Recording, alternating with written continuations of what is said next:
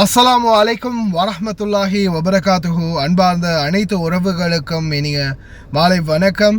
மீண்டும் மிக முக்கியமான சில தகவல்களோடு தான் வந்திருக்கேன். வீடியோவை கடைசி வரைக்கும் பாருங்கள். தெரியாத நண்பர்களுக்கும் மறக்காமல் ஷேர் பண்ணுங்கள்.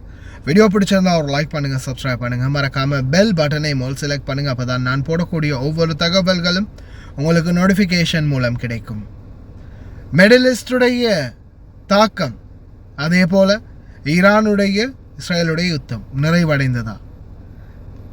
இஸ்ரேல் திண்டாட்டம், ஈரானில் கொண்டாட்டம். பச்சிளம் குழந்தை, ஈரான் நாட்டு குழந்தையை தரையில் தூக்கி அடித்த இஸ்ரேலிய நாட்டவர். ரஷ்யாவுடைய விமான நிலையத்தில் நடந்த அதிர்ச்சி சம்பவம் பார்க்கலாம். இந்த முக்கியமான தகவல். அதற்கு முன்னாடி குவைத்தில் தற்போது வஃப்ரா மற்றும் ஒரு சில பகுதிகளில் வீதிகளுடைய நிலைமை இதுதான்.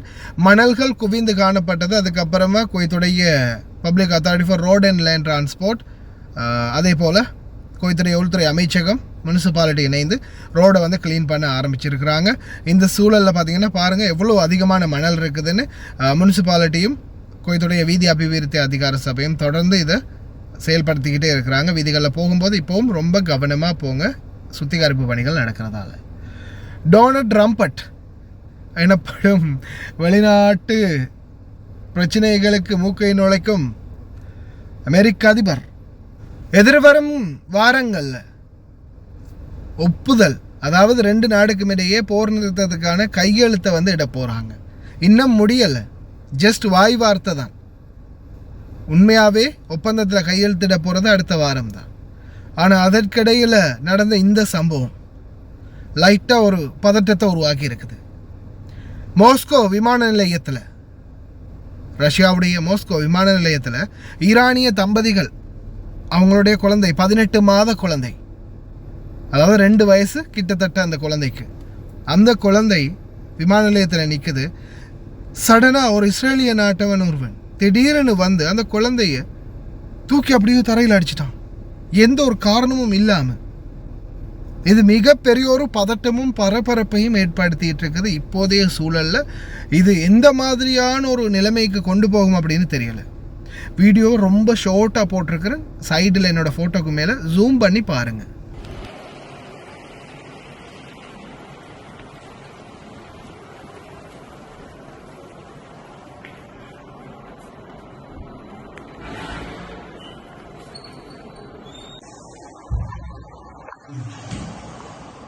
Вставай.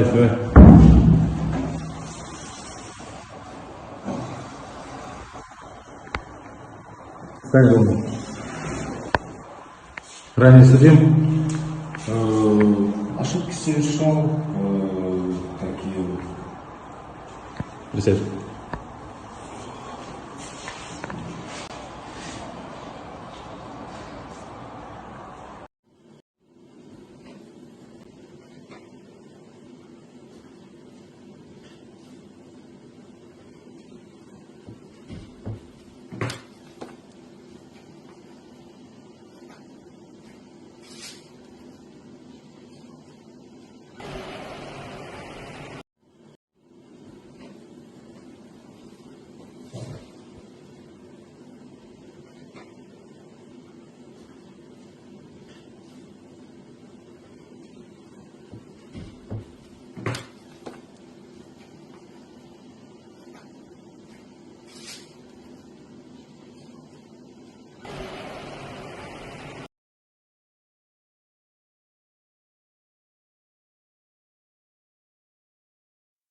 எந்த அளவுக்கு இந்த வீடியோ யூடியூப் வந்து கொடுப்பாங்கன்னு சொல்ல தெரியல. ஏன்னா அவ்வளவு ஷார்ட்டாக போட்டிருக்கிறேன், மறைச்சி தான் போட்டிருக்கிறேன். ஏன்னா போட முடியாது, விட மாட்டானுங்க. ஏதாவது ஒன்று காட்ட போனாலே வீடியோவை தூக்கிடுவானுங்க. இருந்தாலும் அல்லாஹு ஆலம். ஆனால் ஏதோ என்னால் முடிஞ்சது உங்களுக்கு அப்டேட் பண்ணியிருக்கிறேன். ஜூம் பண்ணி பார்த்தீங்கன்னா தெரியும். ஆனால் இது எந்த அளவுக்கு பெரிய ஒரு பிரளயத்தை ஏற்படுத்தும் அல்லாஹு ஆலம், பொறுத்திருந்து பார்ப்போம். இன்னமும் வந்து சீஸ் ஃபயருக்கான ஒப்பந்தத்தில் கையெழுத்திடலை, ஜஸ்ட் வாய் வார்த்தை மட்டும்தான்.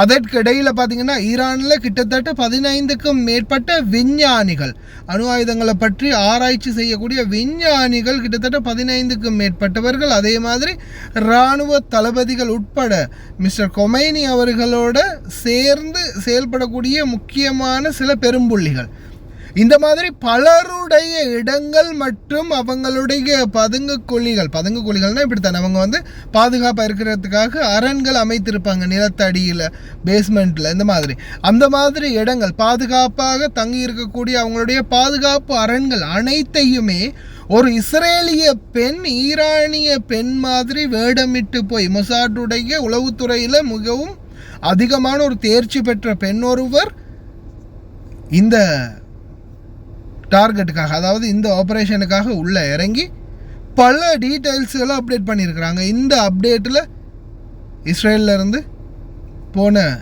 ஒவ்வொரு மிசைல்களும் சரியான டார்கெட்டில் குறி வச்சு தாக்கியிருக்குது. லேட்டிடியூட் அந்த இதில் வந்து டைரெக்டாக சரியாகவே தாக்கியிருக்குது. இதில் வந்து ஈரானிய விஞ்ஞானிகள் பலரும் கொல்லப்பட்டிருக்கிறாங்க, இராணுவ அதிகாரிகள் உட்பட பெரும் தலைகள் சிலரும் வந்து கொல்லப்பட்டிருந்தாங்க. ஆனால் இது ரெண்டு பக்கமும் இன்னமுமே முருகல் நிலை என்பது அப்படியே தான் இருக்குது. அமெரிக்க அதிபர் தலையிட்டாலும் சீஸ்ஃபயரை கொண்டு வந்தாலும் இன்னும் முருகல் நிலை இருக்குது. அதோடு சேர்த்து இந்த குழந்தையை அடித்தது, குழந்தை உயிரிழக்கலை, இன்னும் சீரியஸான கண்டிஷனில் ஹாஸ்பிட்டல் இருக்குது. எல்லாம் வல்ல இறைவன் அந்த குழந்தைக்கு எந்த ஒரு ஆபத்தும் இல்லாமல் அந்த குழந்தையை சீக்கிரமாக க்யூர் பண்ணணும். ஏன்னா இந்த பிரச்சனை மறுபடியும் பற்றுறதுக்கு அது ஒரு காரணமாக அமைஞ்சிரும் இல்லைன்னா. அதே போல் மிடில் ஈஸ்டில் இருக்கிற நாம இப்போ உங்களுக்கே தெரியும், இப்போ ரீசெண்டாக கத்தாரில் விழுந்துச்சு, அடுத்தது பஹ்ரைன்லேயும் சில இடங்களில் விழுந்திருந்ததாக தகவல் வந்துச்சு. குவைத், ஈராக், சவுதி அரேபியா தயார் நிலையில் இருந்துச்சு. எவ்வளோ இந்த நாட்களுக்கும் எவ்வளோ பதட்டமாக இருந்தோம்ன்றது உங்களுக்கே தெரியும். அதே மாதிரி ஈரானில் தற்போது அதை செலிப்ரேட் பண்ணி பப்ளிஷ் பண்ணி கொண்டாடுற மாதிரி தெஹ்ரானில் பல பதாதைகளோட பேரணியாக போயிட்டுருக்குறாங்க வீதிகளில். ஆனால் தற்போது தெல் அவீவுடைய நிலைமையை பாருங்கள், தரமட்டமாக காணப்படுது. பாலஸ்தீன் ஒரு காலத்தில் நம்ம எப்படி பார்த்தோமோ அப்படி டெல் அவீவ் இருக்குது. இது அவங்களை இன்னும் அதிகமாக வைத்தறிச்சலை தூண்டி எந்த நிலைமைக்கு உருவாக போதோ அல்லாஹு ஆலம். முடிந்த வரைக்கும் பிரார்த்தனை பண்ணுங்க. ஆனால் இஸ்ரேலுடைய இந்த நிலைமையை பாலஸ்தீனியர் பக்கம் இருந்து அவங்க நினச்சி பார்த்தாங்கன்னா அவங்களுக்கே புரியும் எவ்வளோ அந்த மக்கள் கஷ்டப்பட்டிருப்பாங்கன்னு. ஆனால் இப்போதைக்கு ஈரானில் என்ன நடக்குது, தெஹ்ரானில் கோலாகலமாக கொண்டாட்டம் நடக்குது. அல்லாஹ் போதுமானவன். என்ன நடக்க போகுதோ முன்னாடி வரக்கூடிய நேரங்களில் பொறுத்திருந்து பார்க்கலாம். துவா செய்யுங்க. அதே மாதிரி இந்த பிரச்சனை இன்னும் அதிகரித்து போணுச்சுன்னா மிடில் ஈஸ்டில் இருக்கிற நம்மளுக்கு தான் அதிகமான பாதிப்பு அப்படின்றதை ஞாபகத்தில் வச்சுக்கோங்க.